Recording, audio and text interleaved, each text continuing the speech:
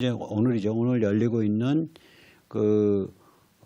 저기 한국에서의 한미 공동 컨퍼런스에 이제 주요하게 등장하시는 분들이 이런 분들인데, 그 중에서 이제 제가 요번에 미리 8월 21일 날 불려나간 웨비나는, 그러니까 웹에서 연결된 세미나는 댄 슈나이더와 고든 창입니다. 그래서 여기 흰 박스에 들어있는 이 두 분께 불려나갔고요. 이거가 제가 참 부끄럽게 영어를 버벅거렸음에도 불구하고 이 한국 문제에 굉장히 관심이 많은 로렌스 팩이라는 분이 계십니다. 저랑도 좀 아는데, 이분이 그 한미 양쪽에 걸쳐서 수천 명, 아마 만여 명의 그 메일링 리스트를 운영하실 거예요. 로렌스 팩이 댄 슈나이더랑 고든 창이 백모 불러가지고 한국에서의 좌파들의 부정선거에 대한 거를 이야기를 가졌다. 이렇게 다 메일링 리스트로 링크까지 다 안내를 해줬어요. 들어가시면 Cpac 라이브에서 이제 어떻게 다뤄지는지 이번에 이제 한글로 우리 국문으로 서브타이틀을 붙여가지고 안내를 드리고자 합니다. 자, 그러면은 질감해 주시죠. We've got two guests who are going to help us understand what could go wrong because it already has gone wrong. We've got Gordon Chang, who is both an ACU board member and a well-known writer and TV commentator from America. And we've got Bang Mao, who is one of the best-known writers, critics, and thought leaders in South Korea. They have studied the Korean elections that took place just in April 15th. And by all accounts, the president, the radical left-wing president of South Korea, stole the election. Bang Mao, could you please tell us what happened? Yeah, in short, a very sophisticated set of a computer server and QR code and a Huawei firewall and a very sophisticated server-grade ballot counting machine, electronic counting machine. These things were used to, how can I say, fabricated or steal about 7 to 10% of the vote during the universal early voting. It is suspected. I want to just interrupt you there. 7 to 10% of the vote was stolen in this nationwide election. It is suspected by a U.S. professor, a very famous doctor, Dr. Walter Bain. Right. If our viewers are interested, Dr. Walter Bain at the University of Michigan did this work. He doesn't know anything about Korean politics. He doesn't know anything about Korean policy. He is a numbers guy, and he monitors elections all over the world. Thousands of elections he's monitored. That's right. So he got the data sets from the Korean election, and to his amazement, it was 7 to 10% of the election was stolen. That's right. Bang Mao, you mentioned Huawei. Gordon Chang, you are somebody who knows what Huawei is about more than almost anybody else on this planet. Gordon, what did Huawei do? What are they capable of? And maybe we can also start thinking about what happened in Korea and how that might impact the U.S. election. Yeah. Huawei Technologies is the world's leading maker of telecom equipment and is basically owned by China by 99%. 1% by a private individual. Huawei is China's instrument to dominate 5G, the fifth generation of wireless communications. More important for this purpose, China's used Huawei to surveil others around the world. And in this case, they've not only used it to surveil what was going on in South Korea, they used Huawei technology and servers to steal that 7 to 10% of the vote. So we believe that Moon Jae-in, the president of South Korea, worked with the Communist Party, worked with perhaps Tencent, which is a private Chinese company, and they worked also with Huawei Technologies. And that's how Beijing was able to develop this software that in the middle of an election changed 7%, 10% of the ballots. Yeah, so Tencent, most Americans probably don't know that company, but Tencent owns TikTok, right? Yes, that's right. Tencent owns WeChat, which President Trump has put under ban. TikTok is owned by ByteDance, which is another Chinese company. ByteDance and Tencent are very similar. They are internet giants. Well, sir, back to the Korean perspective. Why would President Moon Jae-in do this, and how did he do it? How did he work with the Chinese to get this done? Actually, I don't have a very concrete evidence. We don't. It is all kind of a suspicion right now. So I have to keep my reservation with regard to that. But still, back in the July of 2019, and I look like a Biden. Sorry, 2019, and the head of one of the key member of the ruling party went to Beijing and made a agreement with the Chinese Communist Party, and it's very strange. It is a policy partnership agreement.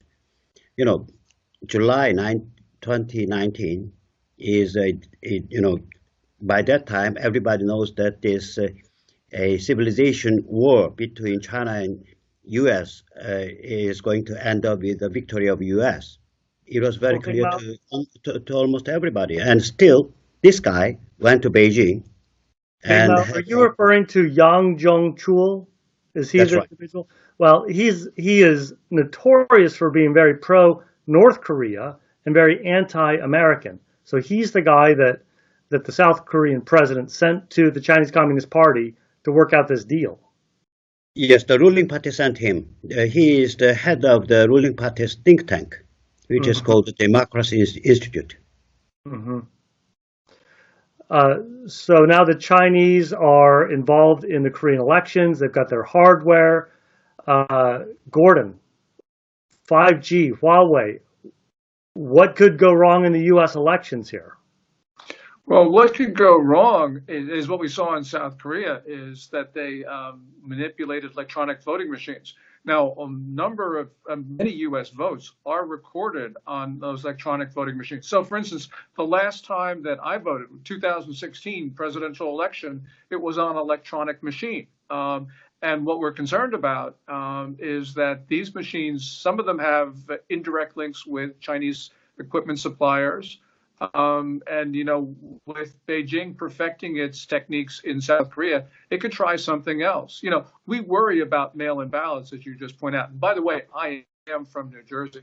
And one thing I'm going to do, Dan, is Lydia and I, my wife, we're going to actually go and get absentee ballots. We're going to fill them in. We're going to deliver them on the spot because we are concerned about election fraud. But sorry for that. But what China could do is, with those electronic machines, which are in New Jersey, they could just change votes like they did in South Korea. Remember, their software to do this in South Korea changed votes in the middle of an election. It figured out which elections, because there were 300 seats up for grabs on April 15th in the National Assembly. They figured out which seats they should try to change, which they could change, and they changed them instantaneously. So if they can do that in South Korea, why can't they do that in the United States? So we've got to be extremely concerned because we know that China's been thinking about our election infrastructure. Well, Bing Mao, yes, we're going to put a picture up on the screen where bundles of ballots were put in like kiosks, voting kiosks in Korea, and every single one of these ballots were voted for the ruling party. Obviously, there was additional voting fraud that didn't relate to high technology. It was just straight rampant fraud. Can you explain how that would have happened in Korea? You mean, yeah, it is essentially it is a very high-tech electronic kiosk. We Koreans do have a very accurate resident registration, very, very accurate one. And they are using it. And so everybody can, anybody can go to one of the polling places, which is about 4,000 all over the country. Mm-hmm. Not to his address, not to the one which is in his address. No, any place. So it is actually a kiosk. Still, it provides you with paper ballots. So it gives you a false feeling that it is a real, conventional, traditional voting. But essentially, it is electronic voting. Well, in some respects, it actually sounds a little bit like what the New Jersey governor is doing and what other governors here in America are talking about doing. Just sending out, you'll get something in the mail, it's paper, and you can vote it. But what if you've got 5 people in your family and you get 5 ballots? Or what if you're in a house, you've moved into a house and you get a whole bunch of ballots, from other apartment owners in the house? And I mean, Gordon, how are we going to prevent this kind of fraud that we saw in Korea just in April? Yeah, mail-in ballots are really an invitation for fraud, and especially with what we've seen in prior elections in this country, this is not some theoretical concern. I just want to mention, in South Korea, this was an election for the National Assembly. The National Assembly, in the first instance, gets to approve a constitution. Moon Jae-in is just 3 votes short of being able to get a constitutional amendment through the National Assembly. And the reason why this is important is because if Moon can do what he wants, he probably would do away with the Republic of Korea, South Korea. He'd merge it into North Korea. Because of this fraud, he's only 3 votes short of being able to end the existence of South Korea. That's why this fraud is so consequential. And of course, Dan, November 3, this election is so consequential for the United States. So China clearly has the incentive to change the election results as they did in South Korea, and as I'm sure they're going to try and do in the United States. Well, we started this segment off explaining that what happened in Korea could be a precursor to what could happen in our own elections. Bing Mao, how are the Korean people responding to all of this evidence of fraud? Actually, this government is totally controlling every sector of the media, and shamefully, the Korean learned people, the intellectuals, are not strong enough. So, actually, those people like me who are criticizing before the election and after the election, there's a system. Before the election, I criticized the system itself, and after the election, I raised the issue of election rigging. And these people are prosecuted. For me, I'm being prosecuted, Right. because they say that I instigated election crime, organized election crime, for criticizing the system. Right. And For asking questions. So we are being marginalized. Still, there are lawyers, and still there are activists. Still, there are big demonstrations against this election rigging, but it's an uphill struggle. Well, Bing Mao, I hope that this University of Michigan professor who crunched all the numbers and shows that and I think the language he says is that, in fact, I can quote, there are anomalies that strongly suggest the Korean 2020 legislative election was fraudulently manipulated. This is one of America's finest statisticians who specializes in election fraud all over the world. And, it's unequivocal. Something weird happened in Korea. And now you're being prosecuted in a criminal court for saying exactly what this University of Michigan professor is saying. Yes, that's right. And for warning, this system can be fatally rigged before the election, for warning it. Yes. Well, one thing we know about the left, whether we're talking about the left in America or we're talking about the left throughout the world, they weaponize the court system against their political opponents. I might have a disagreement with somebody. We can debate. We have an election. And the person who convinces the electorate's supposed to win and the other person's supposed to lose. But the loser's not supposed to go to jail. Yet we see the left in America trying to criminalize disagreement, just like we see in South Korea and other places. Yes, it has happened here.